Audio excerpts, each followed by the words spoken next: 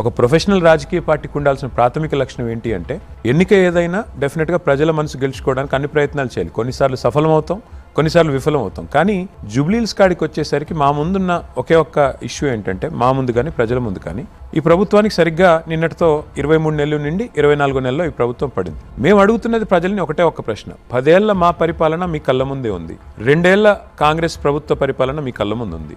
ఏది మెరుగ్గా ఉందో మీరు ఆలోచించండి. నెంబర్ 1.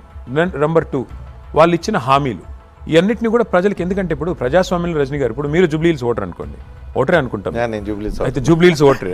సో జూబ్లీహిల్స్ ఓటర్ అయితే నేననేది, ప్రజాస్వామ్యంలో ఒక ప్రభుత్వం తానిచ్చిన, ఒక పార్టీ తానిచ్చిన హామీలు నిలబెట్టుకున్నప్పుడు మీరు వెళ్ళి రజనీకాంత్ గారు వెళ్ళి ముఖ్యమంత్రి గారిని పట్టుకుని ఏమైనా నాకు ఇచ్చిన మాట నిలబెట్టుకోలేదు అని నిలదీసే పరిస్థితి రోజు అయితే ఉండదు కదా. మరి ఏ సందర్భం వస్తుంది ప్రజలకు అడిగేదానికి, ప్రజల అభిప్రాయాలు వ్యక్తీకరించడానికి, అసంతృప్తి వ్యక్తీకరించడానికి, కానీ సంతృప్తిగా ఉంటే సంతృప్తి చెప్పడానికి కానీ ఒకే ఒక్క వేదిక ఎలక్షన్.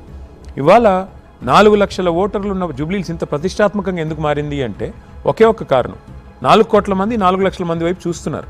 ఓహో, వీళ్ళు ఏం చెప్పబోతున్నారు. ఎందుకంటే జూబ్లీహిల్స్ మినీ భారతదేశం. ఇక్కడ కులము, మతము, ప్రాంతం అనే తేడా లేదు. అన్ని రాష్ట్రాల వాళ్ళు ఉన్నారు ఇక్కడ.